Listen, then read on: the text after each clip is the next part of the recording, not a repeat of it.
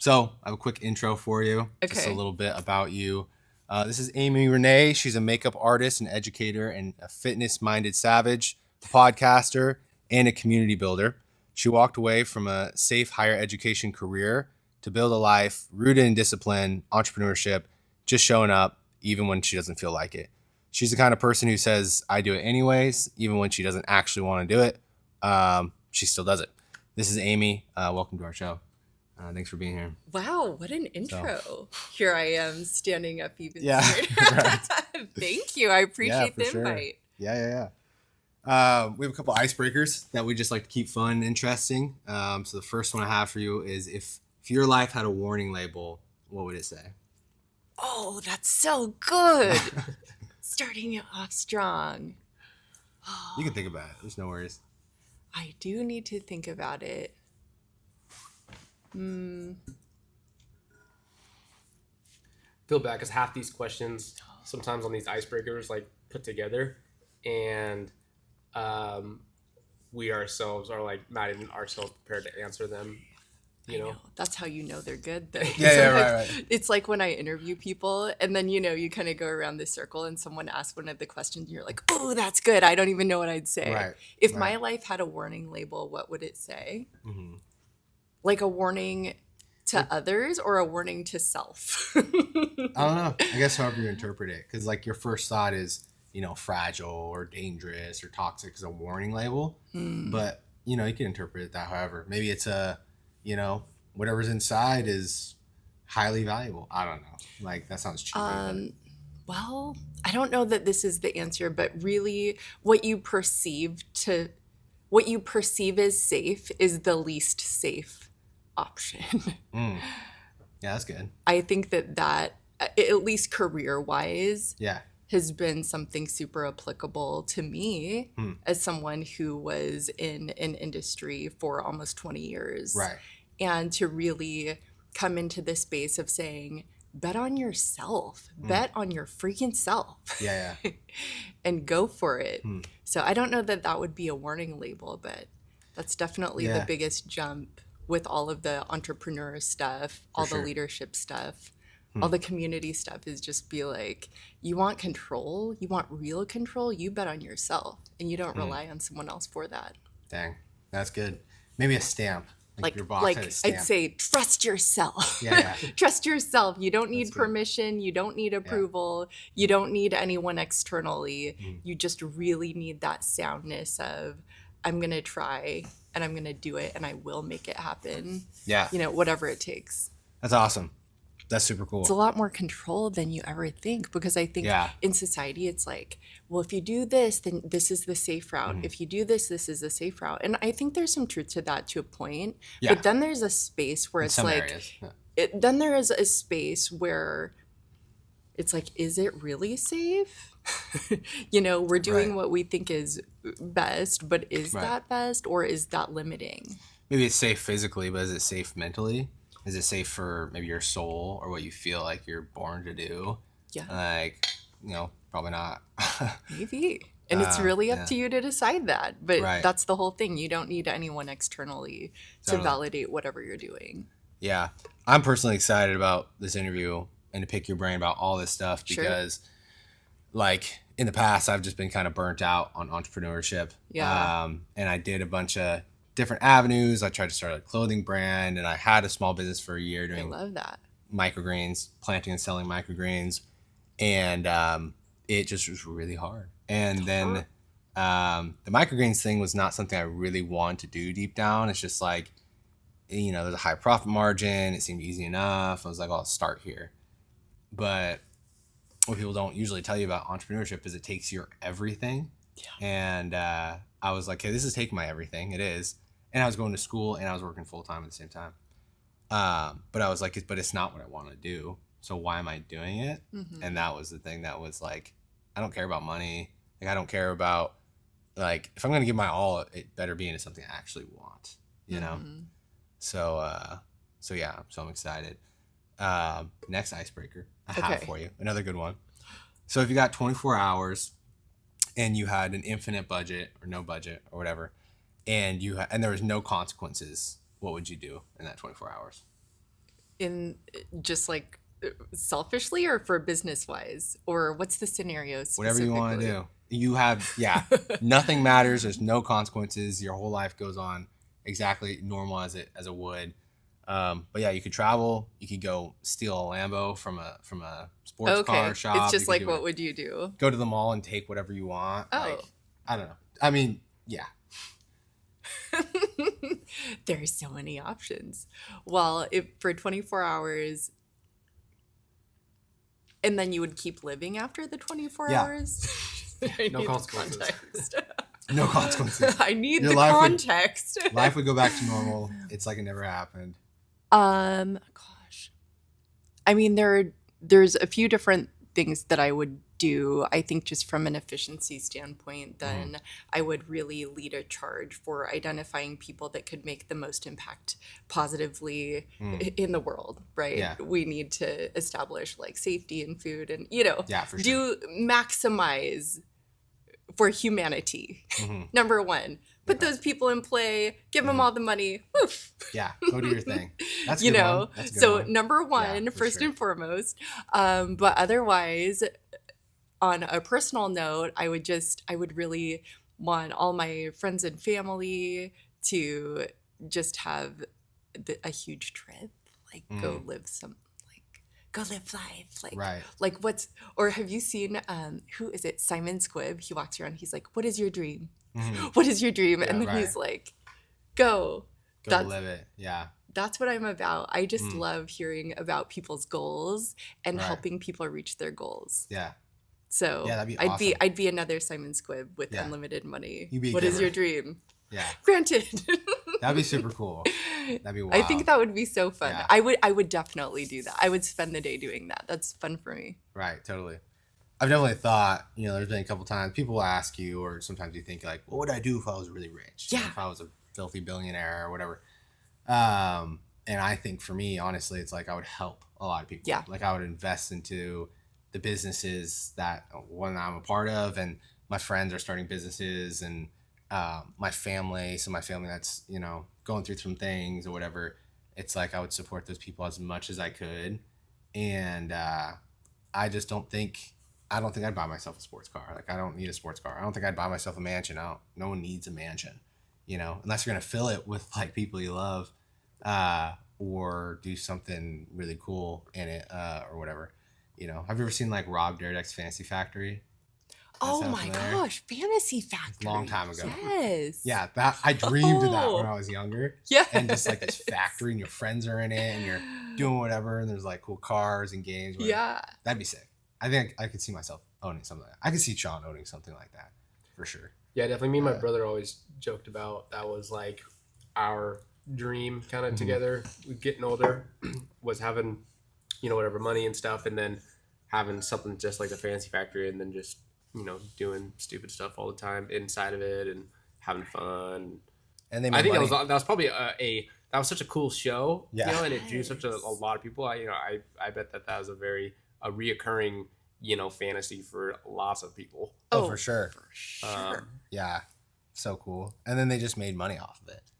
Like one episode I remember is that they like locked one of the guys in a cage, and they like brought this lion from like a zoo or something, or a tiger. Really? And they had him and they had the tiger like attack him while he was inside the cage.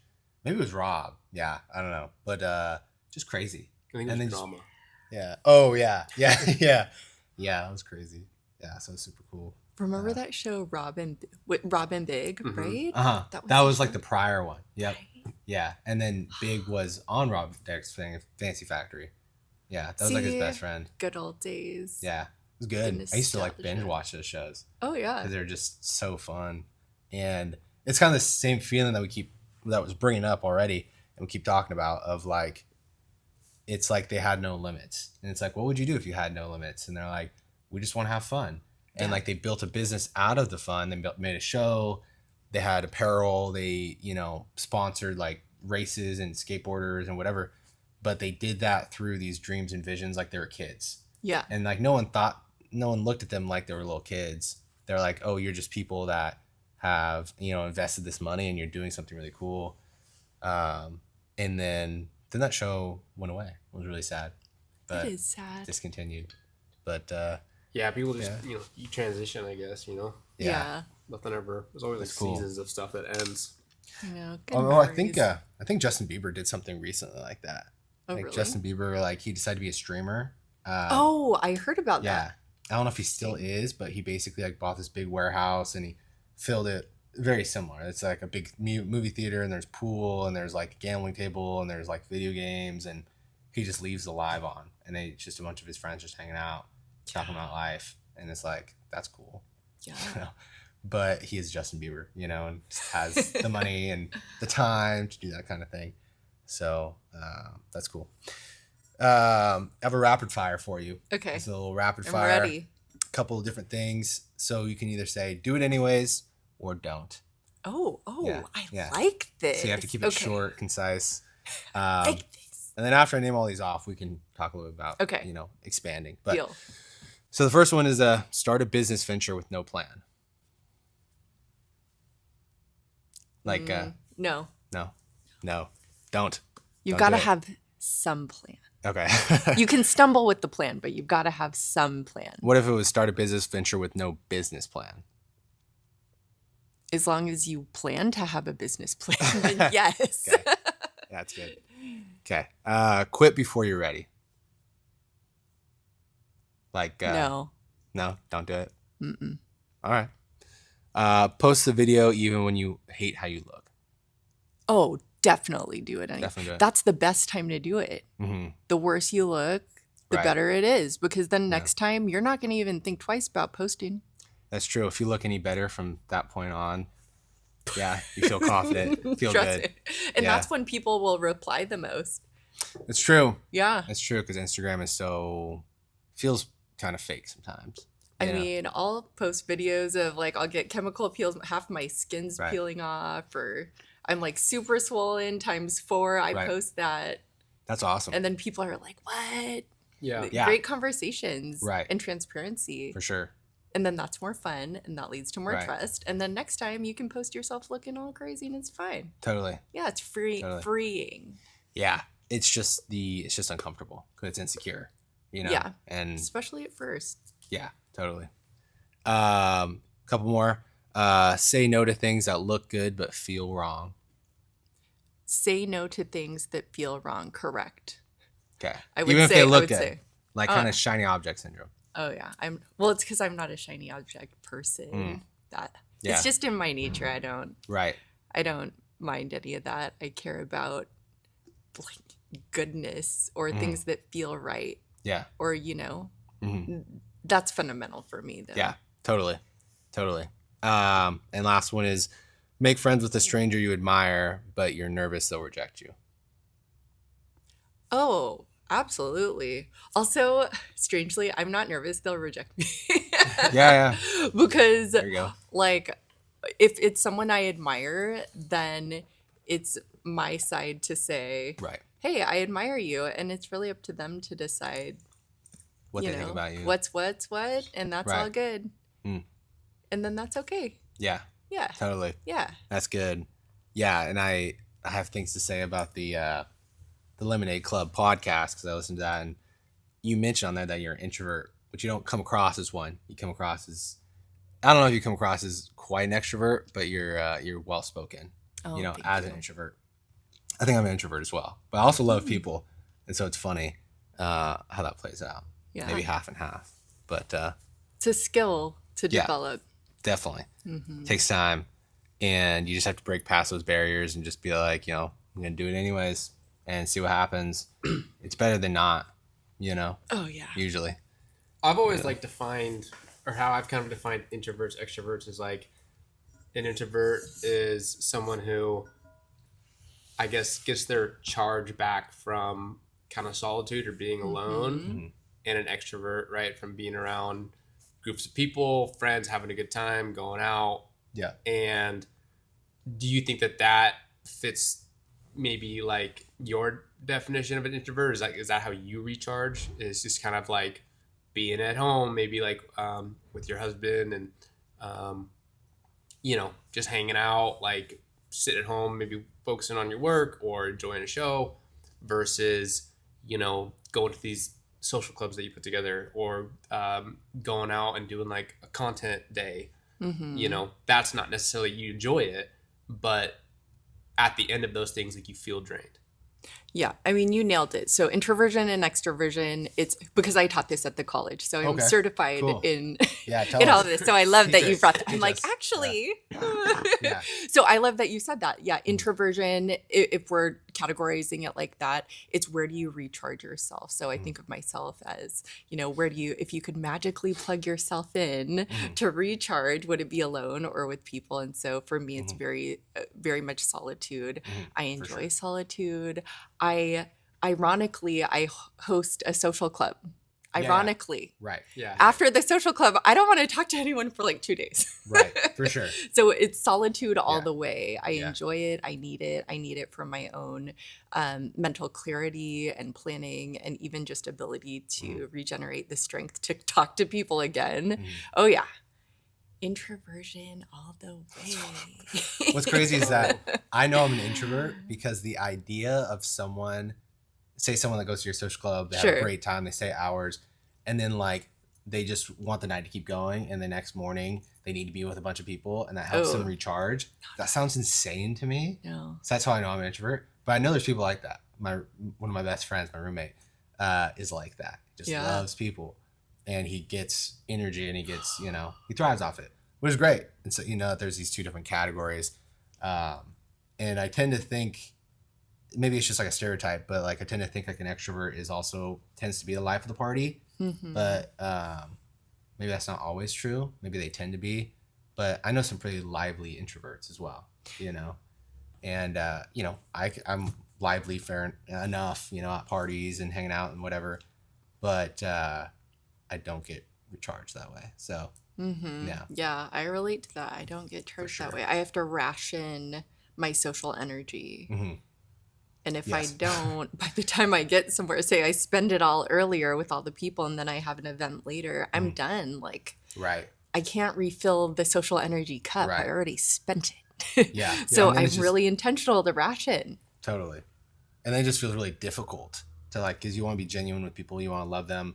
And it's like, for me, I still have that there in me, but it's just so difficult to like listen and have a good conversation. It's like I got nothing left. Yes, right. Like I like you just as much. I just got nothing left. I'm out of gas. Right. Yeah. Like, I'm still just as much interested to be here with you, but like you're not gonna get as much of a response, or I have no words left. Yeah, they're just there's nothing to come out. Right. Well, and I think it's a separate category. It's like, where are you getting your social energy, which can be similar and different from being someone who is naturally shy or more reserved or on the quieter side. So like for me, I'm generally pretty quiet. I only had like 2 friends. Really, that's all you need, by the way. Yeah. You only need the 2, ride or die. Yep. But you know, I think that you can learn to be communicative, and you can be aware of like body language cues, how you speak, how you project, what is your cadence as you're speaking. You know, those are all skills. You learn, you practice. It's very exhausting. Yeah. Super exhausting. Well, you kind of touched on it a little bit, but I want to know these almost 2 decades of being in higher education. You're a professor. You were even a director of a program at one point. For a long time. I want to know a little bit more about that and what you taught, what you kind of specialized in. And then after that, where was the point where like, I can't do this anymore and I need to do something else? Yeah, that's a great question. So well, I'll start by saying when I talk to people, sometimes they're like, how have you done all these different things that I've kind of seen from you? And I just tell them, well, my runway is longer. Right. Like if you talk to me when I was 20, that's a shorter runway. When you talk to me when I'm 30, it's a little longer, but now I'm in my 40s, so I just had more years. So I'll start there. So I worked in higher education for almost 20 years. In that time, I really specialized in first generation college students, low income students, and students with disabilities specifically. So I was the director of a federal grant program called TRIO Student Support Services, and I loved it. That's awesome. So that was just really my life's mission, and I loved it, and I love my students, and I love them today. Yeah. And I saw one of my old students at the airport recently, and Nice. I was talking to him, and I was all excited, and I told him, wait, how long ago did I know you? And he thought about it, and he goes, it's been 20 years. And I was like, oh, because he was one of my first. Wow. So here he is, in Dang. his 30s. Crazy. I'm like, oh, wild. Yeah, that's Time wild. really passes. Yeah. So I did that. So with that, career and major planning, transfer planning, financial literacy stuff. But additionally, then I taught human development, which really focuses around communication. Okay. Just things that you need in life, like setting core boundaries principles, or core. Yes, exactly. And then I also taught about leadership. Okay. So leadership classes as well. So my master's degree is in leadership specifically, and it's something that I love and I'm passionate about because no matter what space you're in, whether you're in ed, whether you're leading a business, whether you're leading students, whether you're leading, a team or, business or sports or whatever, it is about leadership. It's about the people, and it's about you caring about the people that you're around. I think. Yeah. So yeah, that's Super what I cool. did. I loved it. I lived for my students. I still do. Sounds like I you're still still do. passionate about those same avenues. Because want to know what it is? I love when people have a goal. I don't mind if it's in school or personally, right? Right. If you have a goal and then you verbalize the goal, I am all about it. You tell me something crazy and you're like, Amy, I've been thinking about this thing, but it's crazy. I don't know. I'm like, it's going to work. Tell me your plan. It just kind of starts with an idea. Yeah. Right? Like what you guys are doing, like, look at this place. It's amazing. It started with an idea at some point, right? Yep. Yeah. It's amazing. Started with the idea for sure. I mean, idea of I think a goal of, larger than just like, oh, I want to, get into fabrication to like make money, larger than, I just like want a shop and build cool things. Definitely like there's, I think a much larger vision, like kind of on the road trying to head towards for sure. And that's really, kind of like what going after. And then just kind of like how things have developed is just, some of the milestones or road markers of getting there. And so, but yeah, it's been fun. Happy, mostly happy with how things are going. It's always, It's there's bumpy, always it's things. just, Yeah. it's like I don't, not all businesses are. I mean, maybe all businesses are similar in that, but it's just like business is difficult. Growing is difficult, and I think like just staying sometimes committed. Sometimes like just staying committed is difficult. Because you get burnt out. Like you were talking about Entrepreneurship and and it's just like you're always just carrying the stress of everything, and it's just it's easy, I think, to want to give up. It's easy to want to I don't know, tune out, I guess, and there's just larger consequences like when you do that. And so you have to like really check yourself and be careful about your discipline. And I mean, my own what I always think about for myself is what's gotten better, and what has grown for me the most is like I think just stress management. How much I can handle at a time. Like I think like a year ago and 2 years ago and 3 years ago were all different times of like I could only take on so much before I'd almost hit like a breaking point. Because it was like I was maybe doing a certain type of project for the first time, or I had so many jobs going at the same time, or I was experiencing this problem for the first time, and then you've got all those things happening at once, and it's uncomfortable. And then it's like, you know, you, right, like they say, like go to the gym, like you just, you know, you start to work out and get stronger with that. And so it's like my stress management of being able to like kind of keep all that contained and stuff gets better over time. And so, but it's always expanding, you know, it's rarely ever like, okay, like I've been here before, I'm happy. It's usually always like just like more added to the pot. Right. And every now and again, you know, it's like I think like a small break comes where it's like, okay, like I can decompress a little bit and I get that breathing room, you know.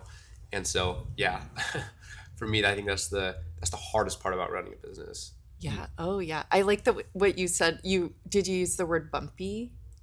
Yeah. That is the perfect. It is, and I think that that's something that people don't. I think that there's kind of two schools. Like one is all these people that are so just apprehensive about even starting. They're freaked out, and then there's the people that jump. Also, I think especially in media, it makes it look like it's so easy and glamorous, but we know it is not that. No. So, you want to talk about problem solving, stress management, you know, it's wild. Oh yeah. Stuff. It's wild. Yeah. Having to fix things quickly. Yes. You know. Yes, because stuff always happens, but Always. it's how are you going to go about fixing it? Right. What's your attitude with fixing it? Are you a pleasure to work with while fixing it? Right. Yeah, and like and what's your, you know, are you a pleasure to work with for sure, like while fixing it. And what came to my head was, I think, like, do you like retreat, I guess, or like do you just go after it? Do you shut down? You know, and I think that stuff also, you know, you get better at for sure. You know, I think sometimes for me I can still go to that phase where I just like shut down. Yeah. You know, It's hard not to. Yeah, and I think that's the stress management when it just like gets to a point where it's like, oh, I haven't been this stressed before. Right. Or dealing with this much at a time. But yeah, then you get better at it. So Yeah. Oh yeah, you do. And then it still sucks later, you know, when things happen. It still sucks, but it's like, this isn't my first rodeo. Right. And it's not my last. Right. Let's get it, you know, and you build that. I feel like, as I was thinking as you guys were talking, it feels like when I talk to people about, at least younger people, their like idea about going into marriage, like, you know, dating and then getting engaged, going to marriage, is very similar to how people see entrepreneurship, like starting a business. I like that. Yeah. I like because that. there's like this like fluffy, like, oh, it's amazing, we're so excited, and we're gonna be happy forever. This is the love of my life. It's like, you know, a lot of those things are probably true, but like, relationship is just super difficult, you know, and it's like, okay, there's lots of highs, but there's lots of lows, and like if you're not like actively learning and growing and getting ready for that and like committed, then you know, a lot of couples I talk to inside the church and stuff, like after the first year, they're like, I'm like, how's your marriage? And they're like, oh, get ready for the first year, dude. Like, it's hell. Like, it sucks. It happens a lot. Terrible. That happens a lot. Oh no. And I'm like, why? And I tend to think it's because like they did not have these expectations. They thought maybe the partner was perfect. They maybe thought they were perfect. And all these imperfections happen, all this stuff. So related to entrepreneurship, when you first get introduced online, it's like, this is the only way, and you want to make $1 million, you want to break the ceiling of your 9-to-5 and have total freedom. There's a lot of truth in that. But also, like, if you don't do the research and talk to entrepreneurs, and learn all the lows as well, you're not going to be equipped or quite ready, and it's going to be a whole lot bumpier than if you go in with this knowledge like, okay, this is going to be really difficult, and how am I going to handle the difficulties, and do I have people surrounding me that are going to support me in those difficulties and help me celebrate the wins? Then it'll still be difficult, but at least you had that understanding going in, and it'll probably go better because you didn't have this like Hollywood rom-com, Instagram reel view of it, right? And that's a little bit what I've learned as like all the entrepreneurs I've talked to. I've helped start up a bunch of small businesses and like been in it with them and had real conversations about how their life's going and stuff. And I really enjoy it. I mean, I really enjoy it and I like it a lot, but it's also it's just a journey. It's a journey, and it's yeah. Oh yeah, it's a journey. So. I always look at it's like, well, at the end of your life, what'll be a better story? What will be the thing you're glad you tried? Right. Totally. Right. And sometimes people, they get in there and they try and they find out, well, hopefully they love it, but sometimes they're still successful. And because I do one-on-one consulting and mentorship. Right. So, we have a lot of conversations, and there are instances where people get in there and then they try it. They've been successful on paper, but they're like, Amy, I hate it. And so then we go back to, what do you want to do with life? Right. And conversations about, well, I don't want people to think that I wasn't successful. And it's right. like, well, success is really defined by yourself. Right. We're all like, what's out there? Yeah. And so it's like, well, are you happy doing this? Is this something you want to continue to do? Just because, you are doing financially well, your business is doing well, you have right. all your things in place. If yes, great. If no, full control. Yeah. Do whatever you want. Totally. Yeah. Well, and I like what you mentioned about going back to stress management and everything. I think that it's one thing when it's an individual, as a freelancer or like a solo business owner, versus when you have a team, then it's that other layer where it's like, well, I'm caring for these people's livelihoods. Then that's a whole other rodeo. Yeah. Oh, yeah. You can always add. There's always more layers to add. There's lots of layers that get added over time. Yeah. The longer you stay in it. I'm always like, I feel like for me, what gets me stuck and from stopping from growing, like as far as, even as a person, as far as like maybe with like outside of business goals, like maybe personal development goals and stuff like that, is bandwidth. And the way that I think about that is just like kind of my just ability to do those things. Or like want to pursue like another venture, and it's like if I don't have if I didn't have Noah helping with the podcast, I wouldn't have the bandwidth to do the podcast because my time is spent up in other areas of the business. And so but because I now have Noah and he's helping, it's like the bandwidth is expanded to be able to do that.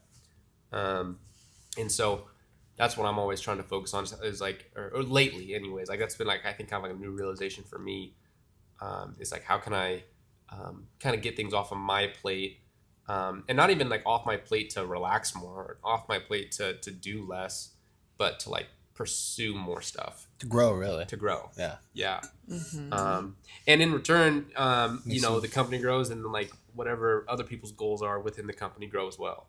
I think it keeps you healthy too.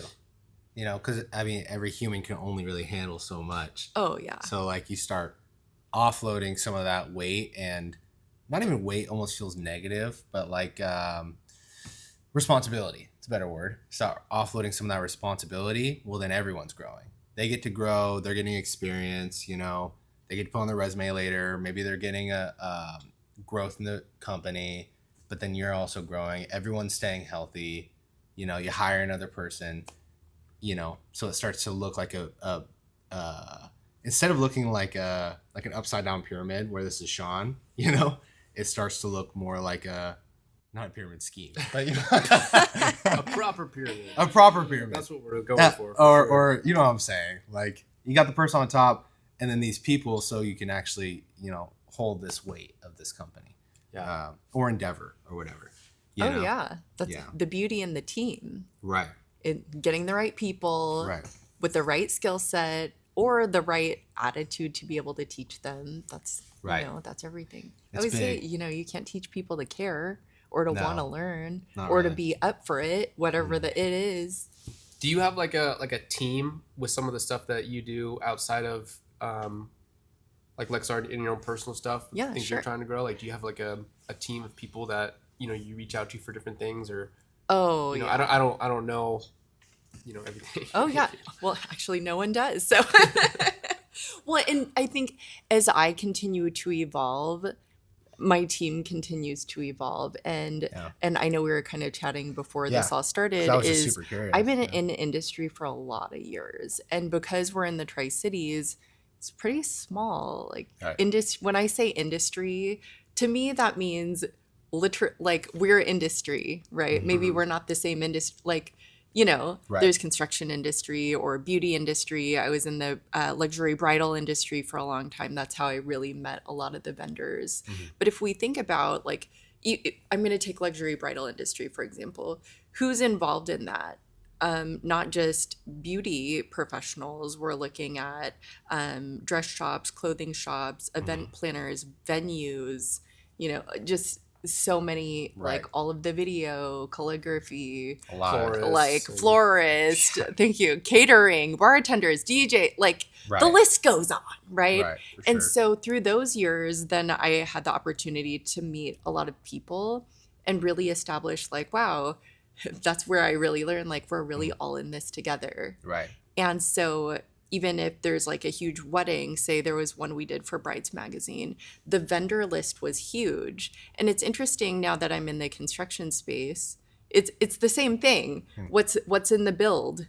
The vendor list, because we all work together to make something happen. It's the same thing, different industry. At the end of like wedding or other like video photos, they should do like an end credits. Yes.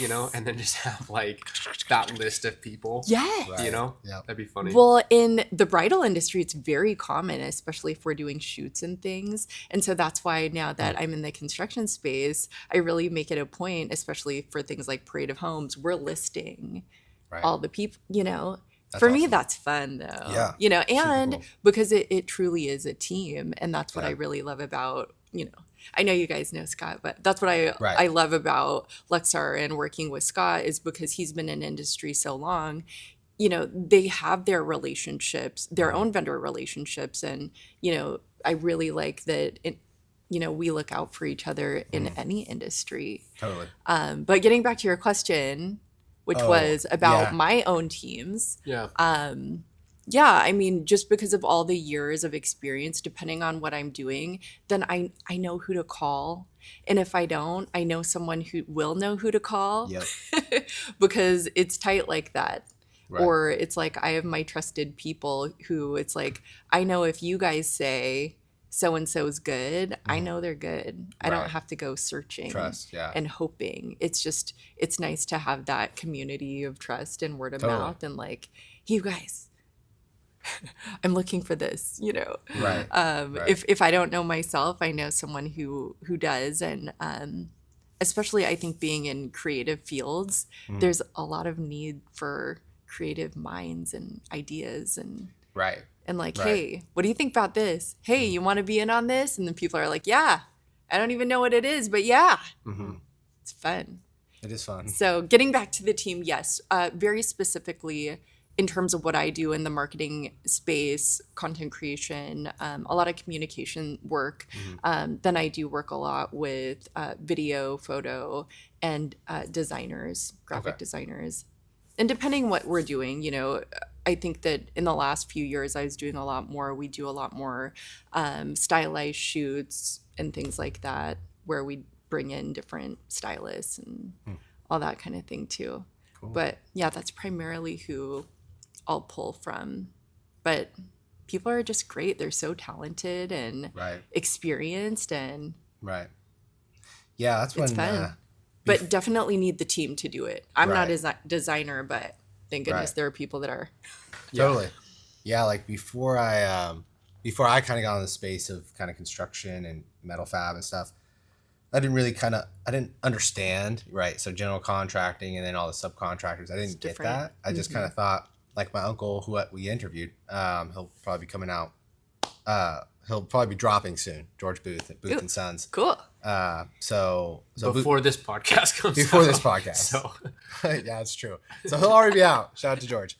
Yay. But yeah, so he was just kind of giving me the more like background details and what it really looks like.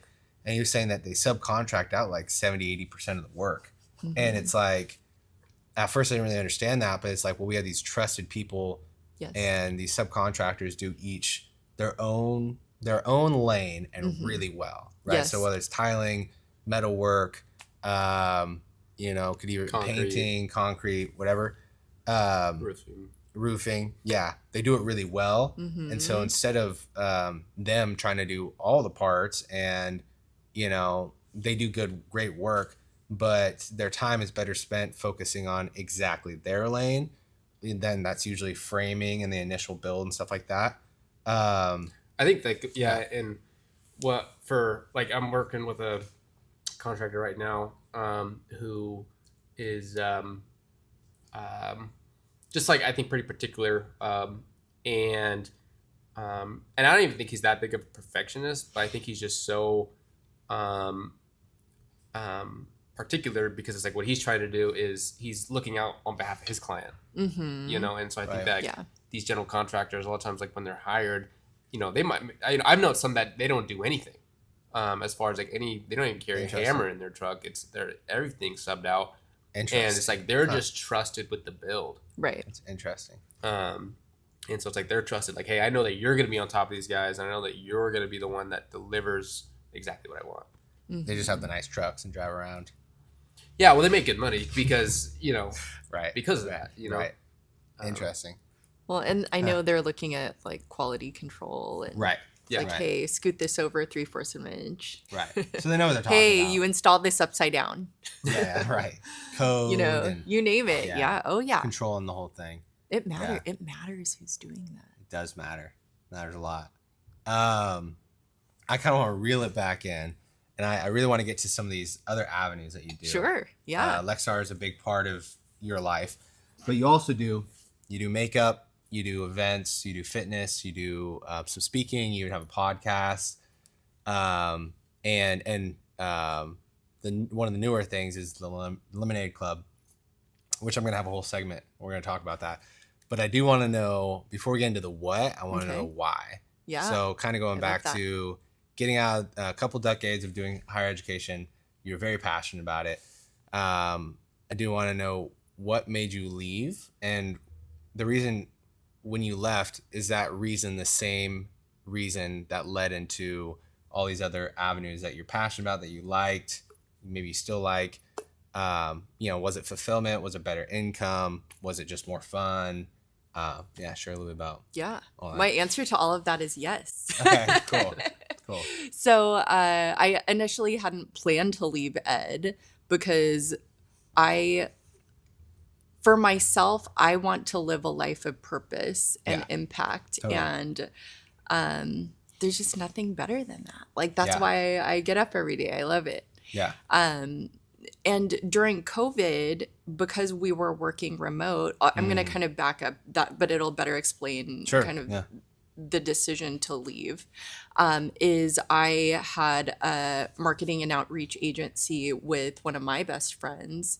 Her name's Tina, over at Wheathead. I don't know if you guys have been out there. That owns and builds Wheathead? Yes. Yeah. Oh, yeah. we're trying to get her on That's the podcast. I know. Yeah. Oh, nice. Nice. I know. Yeah, you talk her up. Tell her to get on the podcast. I was like, oh yeah, I know those guys, And Nice. she's like, yeah, I know. Yeah. But She said yeah, after. so she's amazing. Cool. And fun fact, she's an award-winning filmmaker. Oh, no And way. Yeah, people don't Whoa. really know that, but That's sick. she is Very cool. phenomenal filmmaker and artist. Nice. And so during that time, we saw a need because people's businesses were shutting down, their Totally. livelihoods, they have families. wild. It was just, And so we were really in a space where people just kept outreaching to me saying like, hey, can you come out to show my business? And so I never really set out to use my media to showcase businesses. It was purely a demand thing. And so Like people were looking at you as like a micro influencer type of yeah, and I personality. never really set out for that.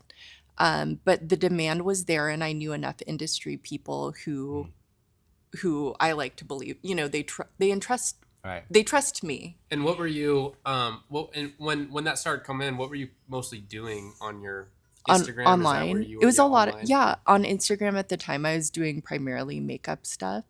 But then it kind of slowly shifted because I've been a makeup artist for over 20 years.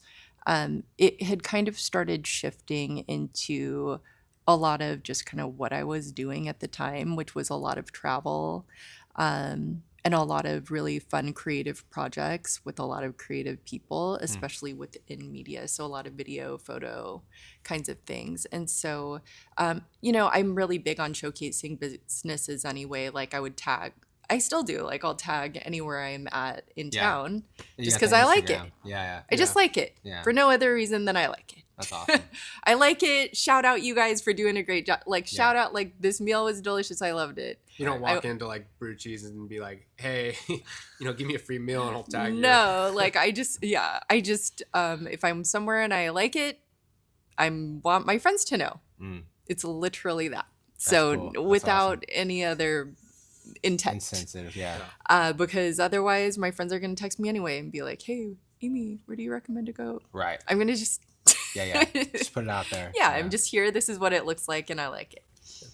But people started reaching out and the demand became so much that Tina and I were talking because I was like, I don't know, like, because I had my career at the college. You were still doing full-time and remote. I was, yes. Correct. And Okay. I was doing makeup. Well, at the time COVID stopped, so I wasn't doing makeup, Okay. but on my media as an artist. And so I was like, I don't know really about doing this. Right. It's not really. And she and I were talking and she has really essentially the same heart for a local as we share in that. And so we just decided, well, we're going to freaking do this. And so then we were building that and then it was straight COVID. And so then we really got in once places started opening up with restrictions, we were able to go in and show it, but more in like a fun way. Right. Like, this is what it looks like. This is what we got. It was just fun. It's fun. And she's a filmmaker. Yeah. And she's really funny. Yeah. So she's good at showing the fun in a time of really hard times for people. Right. And with that came along with social media education to really build and empower others for themselves. Because, people don't necessarily have a budget for a media manager or creator. Right. And plus, there's nobody better to do it than you. You're in your business every day. Yep. You're there. Maybe you own an ice cream truck. I want to see you scooping the ice cream. Like, Right. You don't need someone necessarily to hire out to do that. You can just show it for free on your phone. And so we really leaned into, because I'm an educator, we really leaned into the education space. And she is a visual creator. And so we were just a great team doing that. And so with that came a lot of mentorship and things like that. And then when it was returned to office, back to the college, then I found myself, because that was fulfilling for me because that was purposeful, right? Being at the college is purposeful, but it was very different and it lacked the flexibility that I desire for my life. Right. I have a family, I have a young child, I have a lot of my own creative projects going on, and flexibility became more important than ever because I had never had it. I had been working at the college all these years, but once I realized, hey, I do value this. This is what I want. Then I started being like, well, and then in came my brother Scott and his business partner Adam, because they saw we were doing all this. So we have, it was called the Connection Concierge, and also another account called Hype the Try. And so we did all of that on Instagram. And so then my brother and Adam called and they said, hey, Amy, what are you doing? And he's like, oh, you want to go to lunch? And I'm like, yeah, sure. And then later they're like, hey, we're calling a job offer you. Come to the Lexar office. And so I was like, like, okay. So I go and they just were like, we want to offer you this position. It's never existed before. We want you to build it out. We trust you. We've seen what you can do. What do you say? Wow, that's pretty cool. And I told them exactly what I wanted. And they're right like, then and there, or did you like take a moment to, go home and think about it? I did need to think about leaving the college because that was really scary for me. Yeah. That was I had been there full time since I was 23, but I even worked summers while I was in college at the college. Yeah. Were you tenured? No. No. Okay. Mm-mm. I wasn't in a tenured track role, but I just really needed to be like, oh my gosh. Still, yeah, that was your career. Yeah. I'm gonna, this sure. is my career and my identity. Yeah, even. for sure. And it's a place that, I loved it. And it was scary, but getting to kind of what we talked about at the start is being like, you've got to trust yourself. And I needed to walk the walk, walk the talk. When people say like, either or. you're saying these things, you need to do it. And I would tell my students, look, if you build in that case, if you build your education or you build your experience, you're doing it so that you can go into another career and not into another job. Mm-hmm. And so that gives cool. you all the versatility. I would tell them all the time, especially in my classrooms. Like I would tell them, look, if I wake up tomorrow and I change my mind and I don't want to do this, guess what? I can. And I can use my skills and experience to go get another career. And I'll be living a great life still. That's and cool. I would tell them, and I had to be like, oh, I got to take my own advice. Yeah. That's wild. And so then, I jumped. Rubber hit the road there. I Must have jumped. been cool though, like for your students to see that, be like, oh, she's leaving to do something else, like what she's talked about, what she's taught, and now she's like, okay, well, this is my time to go do these things that I just really want to do and want to follow, and that's pretty cool. Yeah, to go and do it just because you can, Right. and because you want to, and what'll be a better story at the end of your life. Right. Life's too short. And I think really looking at biggest picture, what's the why is positive impact on people and their families and the future generations. Yeah. Mm-hmm. That's awesome. I'm like, does that answer all the questions? Yeah, I know that's like a long answer, but it all connects. It does. Yeah. And it kind of comes to this pinnacle of this newer endeavor. You've probably been working on it for quite a while, I would imagine. Yeah. But kind of getting out there. There's only been a couple meetings, as I understand, and then you have one coming up, which is exciting. But what we're talking about here is it's called the Lemonade Club, and I'm super excited to be spending some time on it, chatting with you about it. Quick shout out to your podcast, the Lemonade Social Club with Amy Rene. So go listen to it, go check it out. It's really good. You'll like it.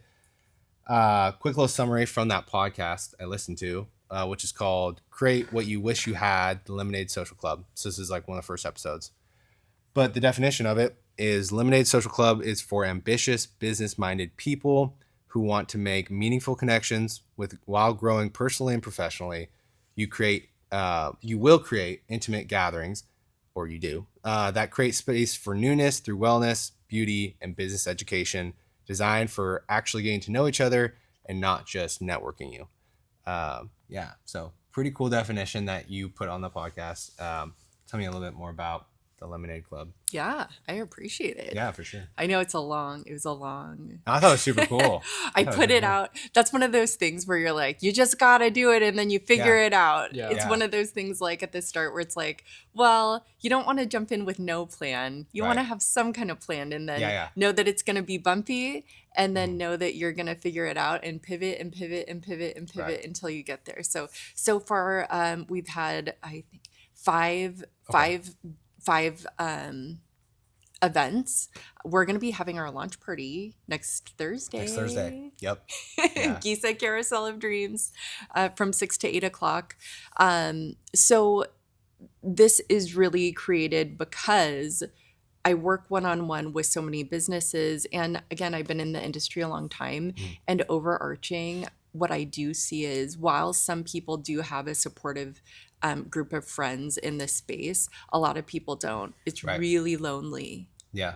It's lonely, and maybe you do have your team, but I think that ownership or foundership is in a different space. Yeah, for sure. So when I am doing a lot of these one-on-ones and conversations, it ends up that people are just, I see a trend, not only with business, but just with people, because this is open for all community too, where people are like, I really don't have, they're like, Amy, I really don't have friends, or I really don't know other business owners. People Right. tell me, they're like, I talked to my partner about this, and they're like, you're doing great. And they're like, that's really not what I need right now. Right. I'm looking for someone to bounce ideas off of, Right. or someone that's in the trenches with me that understands. Right. And so I wanted to make a space for meeting other people in that space, but not really through like traditional networking things. Yeah, soon died.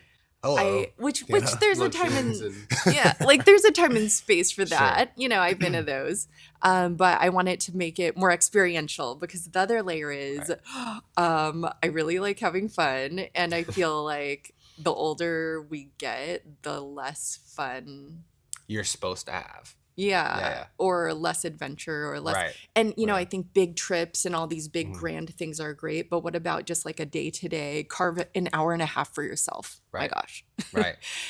And so really focusing some of these spaces to connect with other people surrounding an event or new experience. So an example could be upcoming, we're going to do Contenders Boxing.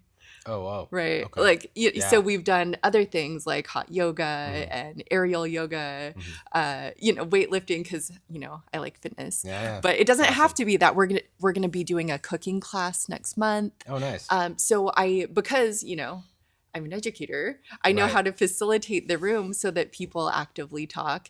But then you don't have to go around being like, hi, I'm Jill, and here's my card. It's not that way. Right. It's more like, you just get to know people. Hey, like, let's do this thing together. I've never done it before. Let's laugh together. And hey, you're pretty cool. Oh, and what do you happen to do? If you want. Yeah. Sometimes you'll vibe with people and sometimes you don't. Yeah. But it's great too, because then you're in a space where we can showcase a local business and, pump them up and show them on all of our organic socials. So I look at it like a win-win-win. Totally. Additionally, though, the biggest piece of this is the business education space. Right. Business education, because there's stuff, but there needs to be more. Yeah. Where we have real, transparent conversations where people can be like, hey, this is going on. Right. Whether it's a panel or maybe it's an expertise area that I have, maybe it's marketing and communication or leadership, but maybe it's human resources or, whatever financial stuff. Like we'll invite in subject matter experts and provide access that way. That's cool. So kind of like panels, or like have someone panels, come and speak, speakers, experts, all different industries. Yeah. I just really want it to be, again, impactful. Yeah. And fun. Yeah. And friends. Yeah. It seems it's what we need. Yeah, it feels big. That's kind of when I was like listening to it, I was looking into it, I was looking at all the different things you do, and I was like, wow, this is so cool. She's a cool person. I had already met you through Lexar. She's super nice, whatever. Everyone that we know talks highly about you. And so, like you were saying earlier, like you just know through people you trust. And but then I started looking at this, I was like, this just feels so needed, and it feels big, and it feels like Tina Wheathead. I love Wheathead. Wheathead's like, it's so open and bright and nice and family, and you got your kids and your dogs and games, It's like just so needed, and it's so community focused, and people are so happy there. And she's opening a second one. Shout out to you, Tina. Come on the podcast. But I'm just stoked because it's like my favorite brewery ever. Yeah, it just is. And it's great beer too.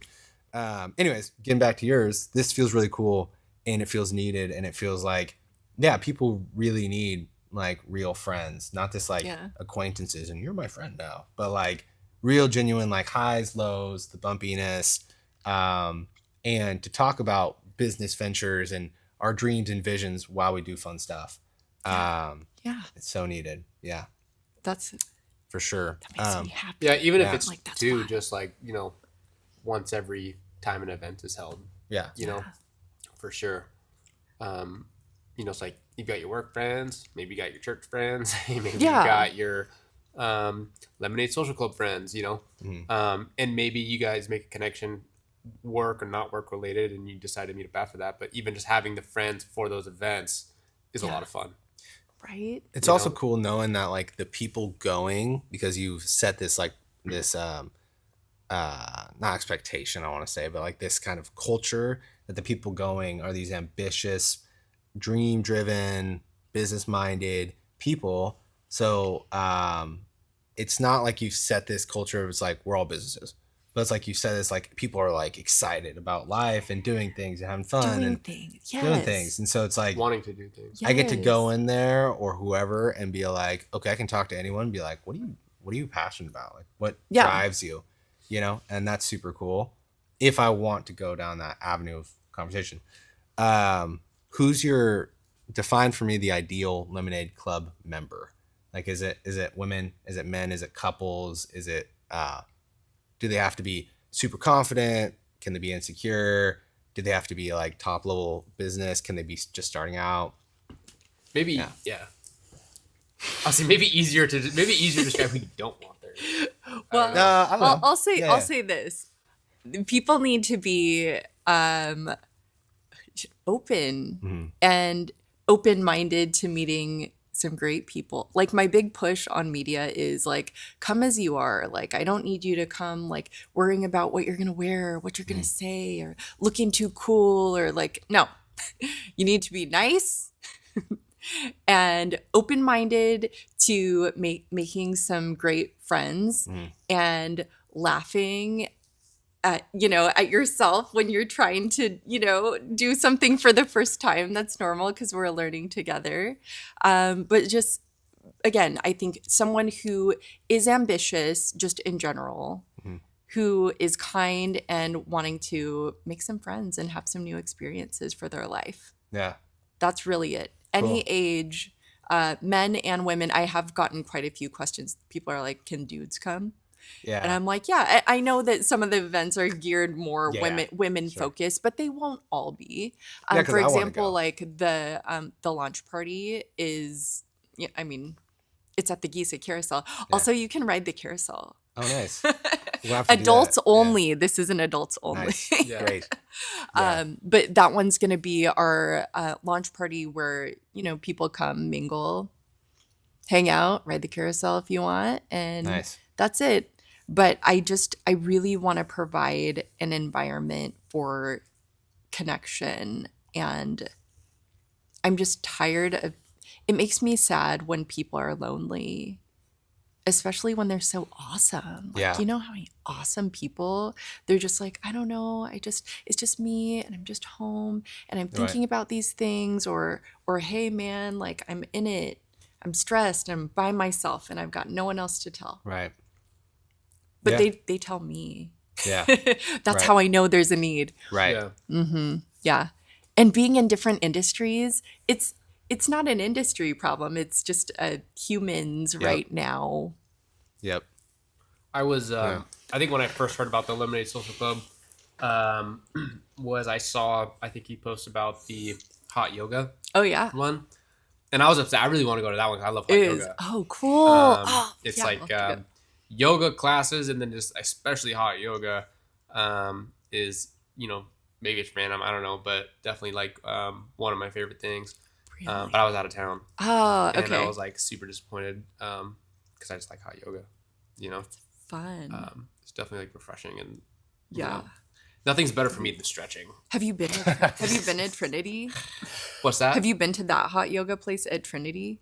No, the one that the only one that I've been to, and I don't think it's called this. I think it's called like the Wellness Center or something now. I can't remember what it's called, but and their sign isn't changed. I don't think. What was Bikram? It's right over here. Oh yeah. That's the only one I've been to Awesome. in town. But when I was living in Ellensburg, there was one in Ellensburg I went to, and then when I was living in Utah, there's a few in Utah that I tried out. Nice. But I haven't been to I haven't been to that one. The Trinity. Yeah. You'll have to check it out. I love it there. I've been meaning to go to the Bikram one too. I haven't tried that one yet. That one's great. like I mean, yeah, that one's good. Sometimes it depends on the teacher. Yeah, You I know? know, just like anything. Depends who makes your coffee, depends who cuts your hair. Like, Yeah. Yep. yeah, it depends. Make your day or ruin your day. Yeah. So sometimes you're like, checking the schedule. I do love Trinity. I do love Trinity. Yeah, you'll have to check it out. Well, and that's what's fun about these too is, I mean, I invite the owner to come because this is a me thing. I just think it's cool meeting the owner. I want to Right. know who the owner is. And 100%. Yeah. if the owner's cool, then I tell everyone, the owner's so cool. You've got to go there. Yeah. You gotta, yeah. And so it's yeah, fun, for sure. to have them kind of forward facing and to participate and chat too and hang out. And Yeah. so far, everybody's been up for it. They're like, oh, heck yeah, I'll be there. Cause, initially I was like, well, I don't want to add one more thing to your plate. And they're like, oh Right. no, I'll be there. That's awesome. So now I'm like, yes. Are you getting the owner of the carousel complex that Oh, to come? I don't think the owner will be that Okay. one. All right. I don't know. Yeah. I- Maybe. Did you I send don't an know. invite? What? Did you send an invite? To the carousel director, I did, Okay. Yeah. but not I don't know. necessarily the owner. Of Gisa, maybe. Maybe. Dear Yeah, why Gisa. not? Dear Those layers work Gisa. out. Yeah. Oh, I do know some people at Geese. I'm like, maybe I'll contact them. Yeah. Good call, you guys. That'd be wild. But yeah, They're cool. they've been just so fantastic to work with. But I think biggest picture again, like it's about connection, fun, newness, and really continuing to grow and evolve. Yeah. Personally, professionally, and doing it with people that want to do that. Right. Because I think there's a space where a lot of people don't want to do that, and that's okay. They can stay there, but I'm going over here. You want Right. to come with me? Right. Yeah. Yeah. And it's nice finding those other people that do too. And it's been so great so far with our events because I would say about half of the people show up by themselves. Yeah, it's intimidating. It is intimidating. I'd And be you know super what? intimidated to show up and be like, "What's up, You know guys?" what? They Yeah. come. That's cool and- though. That's awesome. And then Yeah. they leave and everyone's like smiling and laughing and Yeah. people are like, man, this was so great. And That's awesome. consistently people say these words. I don't know what it is, but they're like, man, this was a great group. And I'm like, I know. And I don't Yeah. I don't personally even know everybody that comes. It's just like-minded. yeah, you know. people are like, I heard about this from my friend, Mhm. or this is where it does get real. Like when you post on social, I just feel like I'm talking to my 12 friends. Mhm. Yeah. But then you quickly realize, like, oh, because people are like, they're so kind, and they're like, I've been following you for years, and which is such an honor to Yeah, me. Like, for sure. oh my God, you've taken time out of your life to even Never see even my spoken account. to you, but No, I hey. think it's wonderful. I'm Yeah, just yeah. so like, oh my gosh, Right. you took time out of your life, but they're so kind and they're like, I've been following you for years and I think you seem nice, and so I wanted to come check this out. And That's they come awesome. by themselves. Wild. It's the best. Super Yeah, cool. that's fun. Yeah. You're taking those, You give them an outlet. you give them outlet, or do people that feel lonely, or people that feel like they're struggling in whatever area, really. Yeah. And to come and maybe make some friends and get out of that hole. Because we've Well, all been there. Oh you know? yeah, and And it's grow. it's the worst. I've been lonely. Like I've been lonely. I've been struggling. I've been Yeah. all of that. Yeah. It's the worst. Yeah, it is. And this makes it so it's like, come on over. Yeah. Do you have any So even though you're an introvert, you recognize that like when you're struggling, it's not always go to solitude. It's like Agree. yeah, get around with people. There's That's a true. difference, right, between for sure. solitude for recharging and enjoyment, and believe me, I love it. Yep. And that versus loneliness Versus isolation. or feeling isolated. Yeah. Mm-hmm. I feel like Yeah. solitude is like the positive, isolation is like the negative. Like Yeah. I'm gonna isolate. I used to do that if I had a really bad day, didn't want to talk to anyone. It's like I'm holding up my room, I got my food, I got my whatever. Like don't talk to me the rest of the day. Yeah. And it wasn't healthy for me. It didn't Yeah. make me feel good. I wouldn't be open about like what I was going through and stuff like that. And since then, I just I made a change in my life. It's like, okay, my life to those closest to me, my loved ones, is an open door, and I don't want to do that because it beat me up and it made me do this, and it wasn't good. but I still do have solitude, right? And the recharging for sure. Do you have any really cool stories to share of so far of like moments where you've been with the Lemonade Club specifically, where you've been like, this is why I do this? Oh yeah. I Couple mean, you it's wanna just, share? Yeah. well, just even seeing people, there are these when I say girls, I think I'm a girl and I'm this age. So when Yeah. I refer to, they're Yeah. women who Sure. are mothers, Sure. Yeah. but Okay. they're these two girls. Yeah. And they both came solo, and they're both fantastic. Of course, that's why they came. But they both happen to be wearing ribbons in their ponytails, and they just hit it off right away. And then they became like I perceive to be like instant besties, like right away. Crazy. Like they actually happened to get partnered up in a group, and then they hit it off. And it's just like a really natural, organic way to be like, oh, here's some really cool people. And so Yeah. you just see them now at other events together. Oh, wow. That's awesome. Or I just Right. saw someone actually Friday. She said, oh my gosh, so and so, I'm actually going to meet up with her. I met her at hot yoga. She was really cool. We're going to go to coffee next week. Yeah. And so just to hear that, because I want people to connect at the events with the hope that people are making the real friendships, real connections, and hearing that in fact is happening. Of course, like other things like raised visibility, conversions for membership signups, or whatever, like X amount of dollars was purchased at this event, which then props up the business. Yeah. Or just really hearing feedback of people being like, oh, I didn't even know this existed. I'm Yeah. going to go there now because the visibility was there. Or owners just sharing like what's really on their heart. Like, hey, this has been hard. Hey, like, thanks everybody for coming. Yeah. Because it's personal when you're an owner. It's like you're yeah. inviting people into your house. It's your baby. So they're not saying the social club's been hard, but maybe Yeah. life's hard. And it's Right. like, they're like, wow, this really lifted me up. And now I feel so fulfilled and happy. Like, this is my why. And I see people here, experiencing what they have to offer. It's awesome. Yeah. That's super cool. So it's Yeah. it's been fun. It's been fun. Yeah. I love it. It's awesome. Yeah, I'm excited for more. I mentioned to your wife and I mentioned to Peyton, but I think we should all go to the launch party. Oh yeah, for I think sure. it'd be fun. Okay, good. I think it'd be fun. Yeah, we're talking about it because my roommate starting up a coding business. So if we want to go, how do So, we? yeah, yeah. so that's Yeah. first of all, like, all are welcome. So I do have an Eventbrite ticket. It's a free ticket. Okay. But that way it gives me info on kind of who's coming, how many people are coming. That's And good. right before I came in here, it showed there's only 5 tickets left. So I need to Oh, no. be like, oh, I got to open this up to more. Are you going to? Yeah. Yeah. Okay, cool. Yeah. All right. Getting on that tonight. I was like, Yeah. Okay, we'll get on it. we I was taking like, those last oh, 5. Yeah. you yeah, know, for real. you just, That's awesome. it's exciting to see that people are just like, oh, Lemonade Social Club. I don't even know what it is, but I'm in. How do I join? Yeah.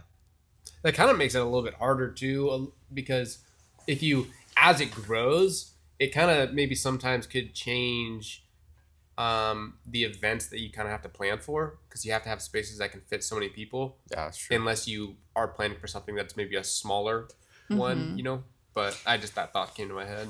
Oh yeah. I mean, and that's Always kind a of challenge is the that- beauty of like, well, we'll continue to pivot, and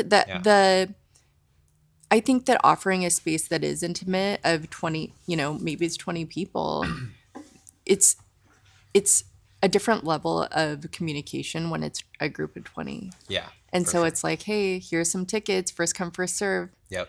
grab them, So we'll have some bigger ones like this and some more intimate ones, and it'll continue to evolve.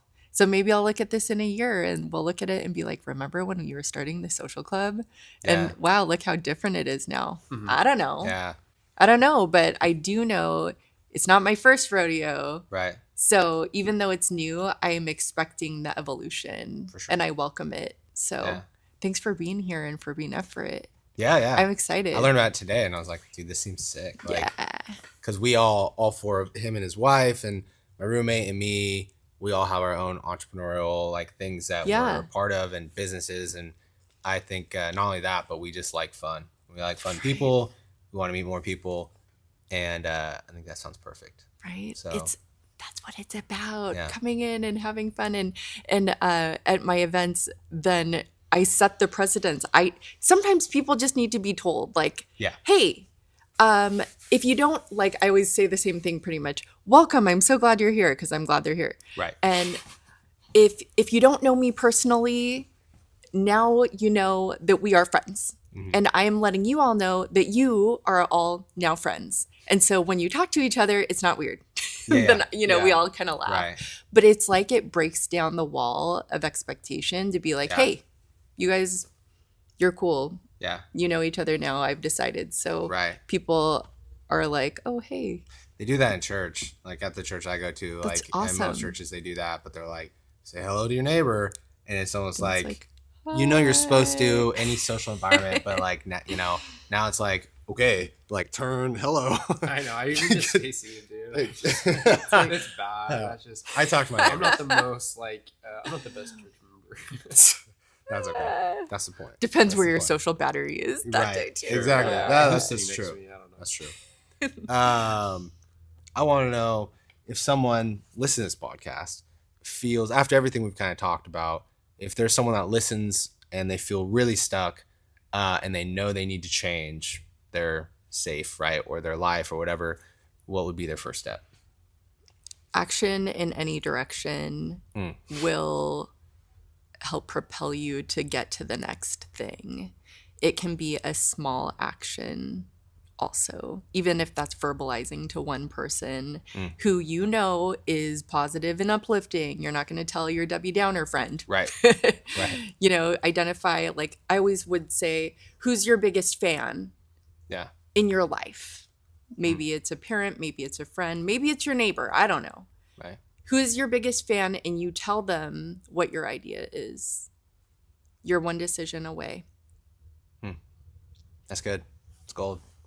Nice. Ooh. 1 or 2 more questions for you, kind of closing out here. But we always end with a couple of the same questions. The word sojourn in our brand, the Sojourn podcast, Sojourn Metal Works, means journey. And so when you look back at your journey so far, what's been the hardest thing? And then has it been worth it? That is so good. I think the hardest thing, like there's lots of hard things, was really taking action on what I knew to be true, which is the trust yourself and jump. Yeah. Trust yourself and jump. Simple and scary. Yeah, for sure. Simple and scary. So I would say that, especially my jump from my prior career, because I associated that so strongly as part of my identity. And So it was less about like safety as far as like income or career, but it was more like this deeper, like this is part of who I am. yeah, kind of thing? it definitely Okay. definitely. Yeah. I would encompass that, but really looking at, you are not the work that you do. I saw the quote, you are not, which is very true. You are not the work that you do. You are the person you are. And so, which makes sense. I mean, I've done all kinds of jobs in my life. Like I've cleaned toilets for a living versus I've done this and this and this. And so we are not the work that we do. We are the person we are. And to really know that and believe that and trust that and say, just go for it. Yeah. Yeah. What do you think about? That's awesome. There's I feel like there's a common phrase among kind of like these really just like tough motivational speakers, and they'll say pretty much something like, nobody cares who you were yesterday, they only care about who you are today. Nobody cares what you did yesterday, they only care what you're doing today. And maybe that's a weird question to answer, I don't know, but I was just, when you were talking just now, it kind of made me think about that, because that's kind of a quote I've never heard of, like, not the work that you do, and it makes sense, and I agree with you. It's not the work that you do, it's the person that you are. Yeah. But getting to your question about what those speakers are saying, which was kind of like it's not about what you did before. People only really care about what you're doing now. Yeah, what do you think about that quote? Yeah, maybe. What does that do for you in your head? I mean, I don't even know what I'm I asking. think that Is it good? Is it bad? I think to each their own. Like, I'm a context person. For sure. I want to know that I like knowing your background, because then I can know what else, what other kinds of skill sets we can utilize in what we're doing today. Yeah. So for me, because I have a background in so many things, which includes a lot of wonderful people that we can, get help from and come together for projects, I think that's really valuable. Do people care about, I'll just put it in the context for myself, do they care about my background versus what I'm doing now? I don't know that people care, but I know that based on what I've done in the past, that's what makes me successful and confident today. Yeah. Regardless of what I'm working on now. So you care. So I care, but sure. I'm pulling from my own bag of tools. Yeah. So whether I've been in ed or beauty or bridal or construction, into marketing, into business coaching and mentorship, I can do this because I've done that. Yeah, totally. And that's what makes me who I am now. So do people care? I don't know. But I think that they care that I know that they care that I can help them get a result. And I can do that. But I only can get people to where they want to be because of everything in the past. That's my long answer. Yeah, totally. And Does that answer your question? If someone like hired you to do right? Like build me a house or, do my makeup or whatever.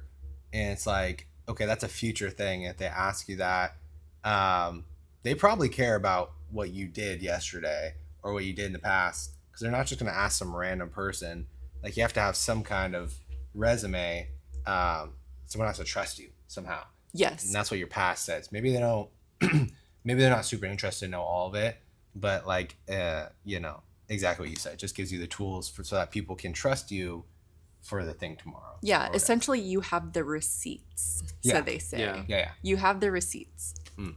Yeah. That, it just like, I don't know, comes up, and it's never sat right with me. But I've never really given the time to think about that, of why it doesn't. But I like kind of like what you said for sure. Like it does matter for context, for the receipts, for, if you're looking for somebody for advice.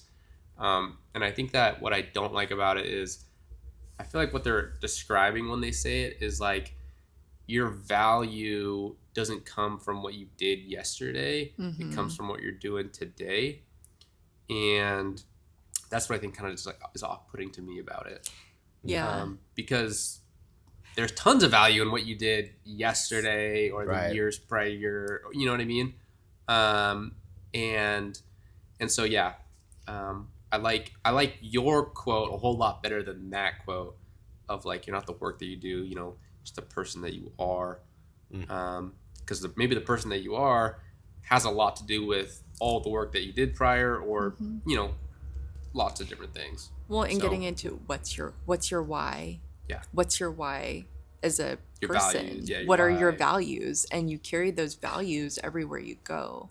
And I think additionally, even Sojourn, like it's about the journey. And so getting to that comment about, people only care about what you're doing now. And it's like, no, because it's been a journey. Right. Yeah. So yeah. It's what led to agree with you. This point. Yeah, it's what's led you here. Right. Otherwise, it's like, what does the future mean if there's no past? I know that sounds weird and deep and whatever, but it's like, if there is no past, there's not going to be a future. Well, like, it's why true. Does the future matter? It's true. It's good. It's good. That didn't come out. No, it did. I don't even know why I started laughing at that. It's very true. Anyways. Yeah, it's true. It's great. Very last question I have for you, Amy, is at the very end of the day, what do you hope people remember you and your work for? I don't even know that. Here I am, like, I haven't even thought about if they even would remember me about anything. I don't know that it's really about remembering me. My hope for them is that whatever we have done together, or whatever work that I put out, that it has positively impacted their life. Yeah. And again, and the future generations. It's more about impact, because it's exciting, because we're in a space where it's like whatever you do now can and will impact, your children and their children. Yeah. And so whatever that may be, if that's me helping someone build their confidence to take action or to achieve a certain goal that they have to better their lives, then that's what I'm about. I think you need like a website, and you need to put on there of like anything somebody could reach out to you for and like hire you for, or like get help from on, It's like, do you need your makeup done? Do you need a professional speaker? Yeah. But do you need a marketing plan? Do you need a marketing plan? But like, You need a house. do you need a house? Do you need a friend? Do you need a friend? Because I'll be it. But what's funny is it all goes together. Yeah, totally. That's why I feel like this Lemonade Club is like this. It almost covers all of it. It like holds all of it. It's like this culmination of a lot of the stuff that you do and you've done, and yeah. Yeah, cool. it all goes together. And as we're talking about it, I'm like, which is literally back to that quote, is it's not the work that you do, it is you are the person you are. Mm-hmm.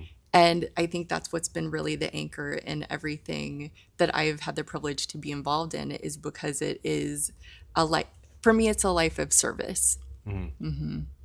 And That's with awesome. that, Super it cool. happens to be different industries, but Right. a life of service for sure. Nice. Well, Amy, it was so nice having you on. Thanks you for coming. guys. We always give every single guest like a moment to speak to the audience, tell them where they can find you, how they can contact you, the best means of that. Yeah. Okay. Well, I know we have 3 cameras over here, so I'm like, where am I looking? So again, my name is, or you can find me online as Amy Rene. My name is Amy Stroud with Luxar Homes. Additionally, you can find me on Instagram at amywithlemon or at amyrene.co. Oh, and Lemonade Social Club on Spotify. Yeah. Go check it out. Awesome. Cool. Well, this is a Sojourn podcast. You can subscribe to us on YouTube, like the video, send us a comment, and follow us on whatever podcast you're listening to. Thanks so much, guys. It means the world to us that you're tuning in, listening. Hope you got a lot of value out of this podcast, and we'll see you next time. Later, guys. Goodbye.